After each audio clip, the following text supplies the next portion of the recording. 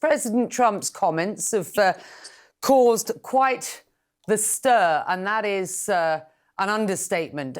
Do you at the PA take these comments at all seriously?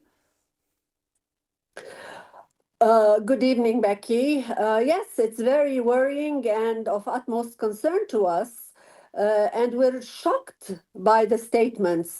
Today, Gaza is in total ruin with 2 million devastated people who need immediate relief and sustenance efforts. And the last thing they want to hear is anything on displacement. These people have been displaced before. They have been made refuge in 1948, most of them.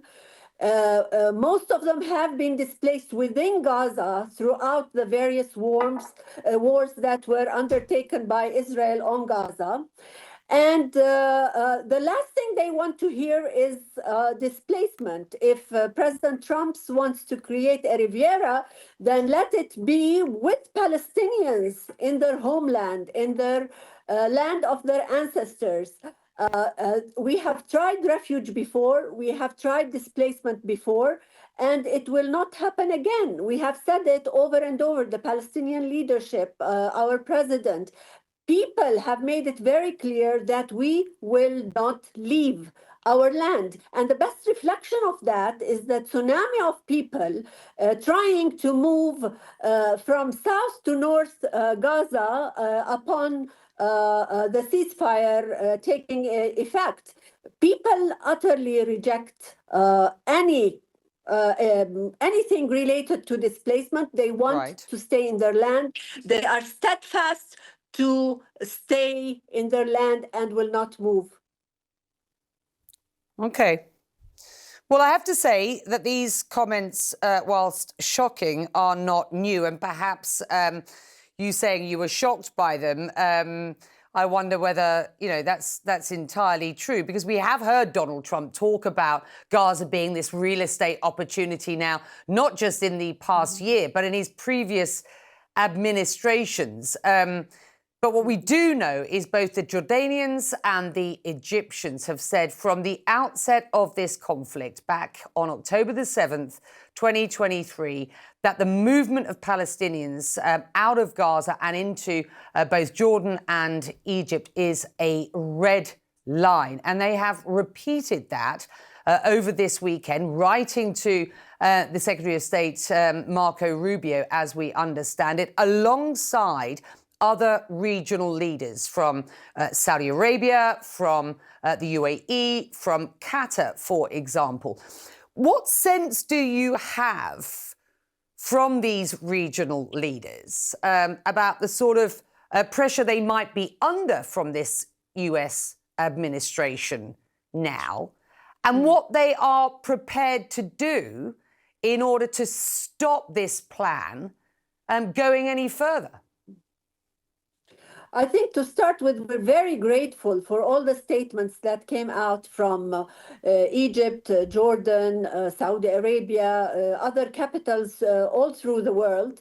And we expect everyone to stand tall on any attempt by the US administration to pressure them into accepting whatever proposals are coming from the administration.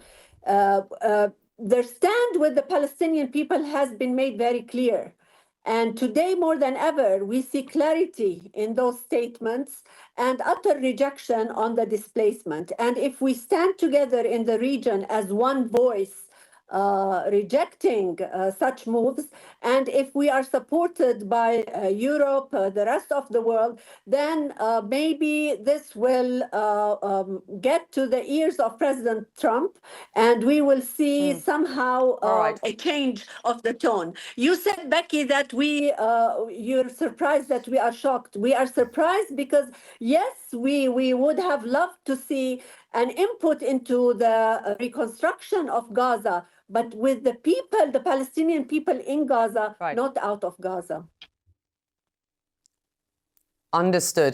Netanyahu has been adamant that the ceasefire in Gaza is temporary. saying the following yesterday. Have a listen. But as we discussed, Mr. President, to secure our future and bring peace to our region, we have to finish the job. What does finishing the job mean, do you think, now 17 days into this ceasefire? And I have to say, I've spoken to Arab diplomats today. Since the meeting yesterday in Washington, as we understand it, an Israeli delegation will now go to Qatar for the next phase of negotiations. But at this point, what are those negotiations about? It seems very clear, or at least that's what you could surmise, perhaps, from what Netanyahu's just said, which is there is no permanent ceasefire here anytime soon. Yes, with Netanyahu, there's a lot of unpredictability. And for him, finishing the job means killing more people and more civilians. That is understood from day one of this brutal aggression on the Gaza Strip. For us, finishing the job means going back to reason, going back to international law, respecting international law, complying with international law and UN resolutions and other resolutions, and acting as a normal state.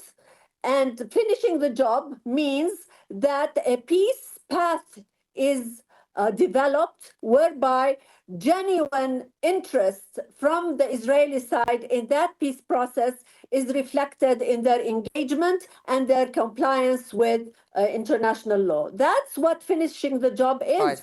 This job will not be finished by military force.